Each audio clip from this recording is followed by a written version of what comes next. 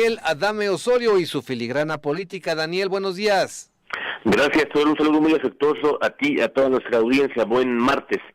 Y yo creo que la circunstancia actual en que México, todo el sistema contemporáneo que hemos atravesado, por lo menos del año 2000 a nuestros días, se encuentra en una etapa de una coyuntura crítica. Si nosotros observamos, por ejemplo, justamente los dos escenarios que tenemos a nuestra vista, a partir precisamente de lo que llamamos en la ciencia política esa práctica tan perniciosa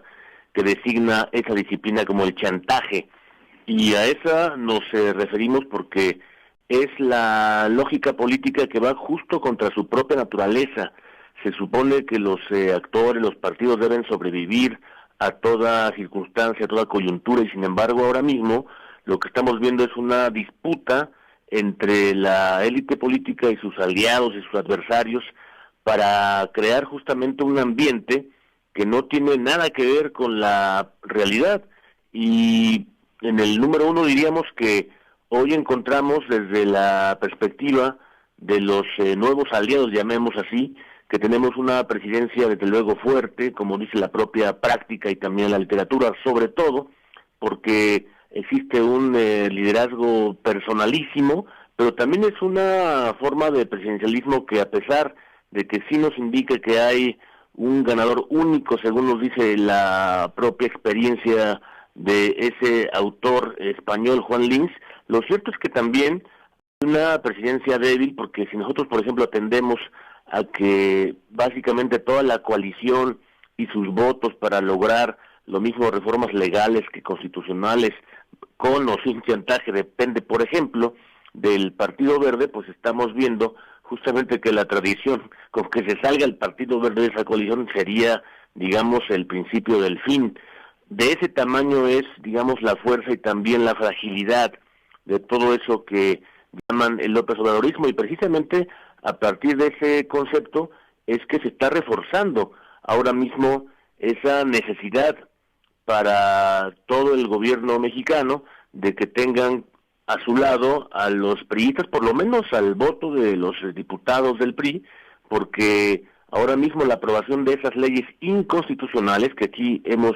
hablado en ese espacio, me parece que hay, digamos, la dimensión que va más allá incluso de lo que significan todas las aprobaciones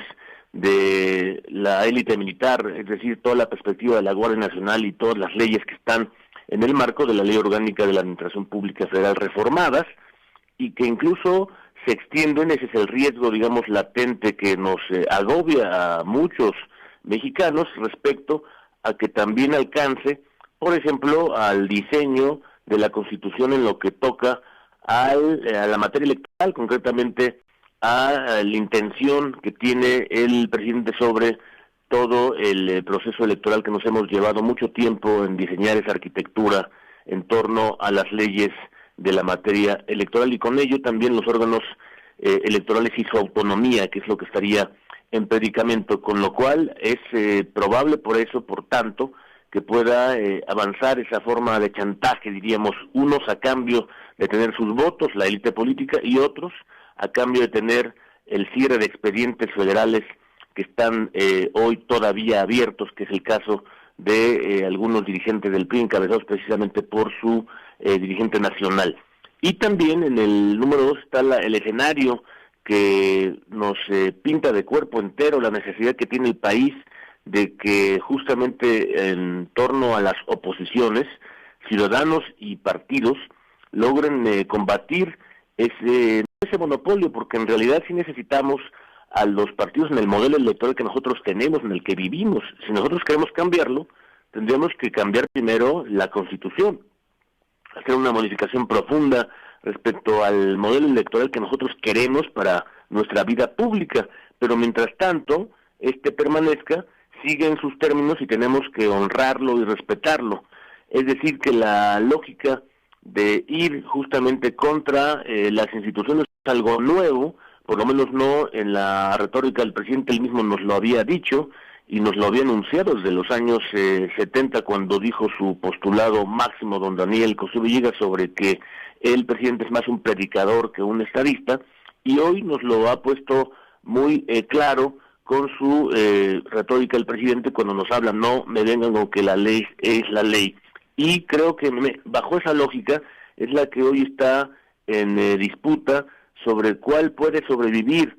si la primera parte que tiene que ver con que se formen nuevos aliados y nuevos adversarios, o la segunda parte en que está en el escenario 2, en donde están la necesidad, por un lado, digamos, de esa dicotomía, si lo ponemos en el inciso A,